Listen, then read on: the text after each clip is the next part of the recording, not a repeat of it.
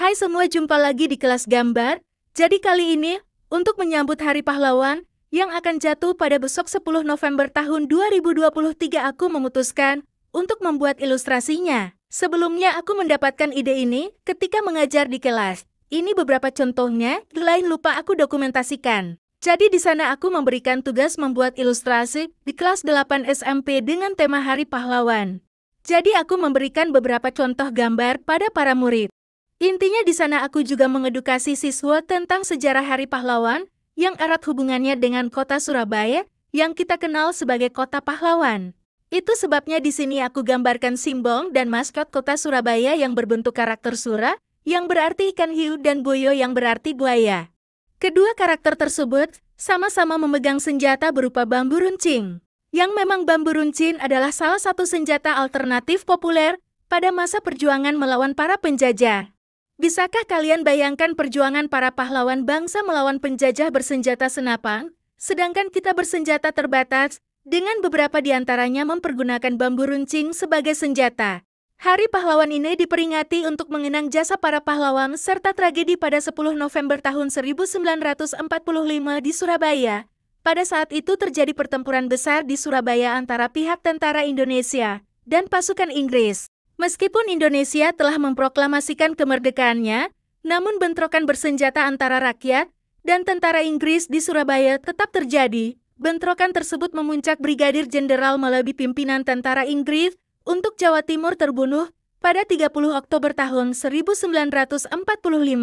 Kematian Jenderal Malabi ini menyebabkan pihak Inggris marah kepada pihak Indonesia dan berakibat pada keputusan pengganti Malabi, yaitu Mayor Jenderal A. Richard Robert Mansard, mengeluarkan ultimatum 10 November tahun 1945. Ia meminta pihak Indonesia menyerahkan persenjataan dan menghentikan perlawanan pada tentara AFNY dan administrasi NICA, serta ancaman akan menggempur kota Surabaya dari darat, laut, dan udara apabila orang-orang Indonesia tidak mentaati perintah Inggris. Mereka juga mengeluarkan instruksi yang isinya bahwa semua pimpinan bangsa Indonesia dan para pemuda di Surabaya harus datang selambat-lambatnya tanggal 10 November tahun 1945 pukul 6 pagi pada tempat yang telah ditentukan. Namun rakyat Surabaya tidak mematuhi ultimatum tersebut.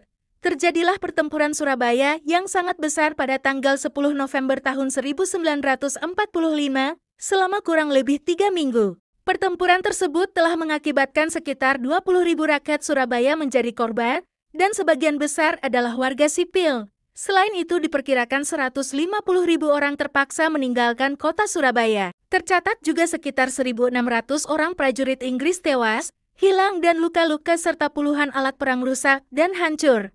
Banyak pejuang yang gugur dan rakyat menjadi korban saat itu. Semangat membara mereka membuat Inggris rasa terpanggang di neraka, dan membuat kota Surabaya kemudian dikenang sebagai kota pahlawan. Nah, itulah sejarah singkat Hari Pahlawan dan perjuangan para pemuda Surabaya dalam mempertahankan kotanya. Semoga kalian semua bisa paham dan lebih menghargai perjuangan para pahlawan dengan melakukan banyak kegiatan positif dan berperan aktif membangun bangsa. Semoga kalian suka dengan video menggambarnya. Jangan lupa dukung channel ini dengan like dan subscribe tentunya. Semoga sehat selalu buat semua orang baik yang mampir di channel ini. Sebelum aku tutup, aku ada sedikit informasi untuk kalian semua. Bahwasannya akan dibuka kelas portrait gratis pada hari Sabtu minggu depan jam 8 malam waktu Indonesia bagian Barat. Materinya adalah dasar-dasar dari portrait dan akan berlangsung selama 30 menit melalui aplikasi Zoom. Informasi selanjutnya akan aku update lewat poster di tab komunitas channel kelas gambar. Nah, akhirnya hasil gambar sudah selesai dan inilah hasil akhirnya. Semoga kalian semua suka.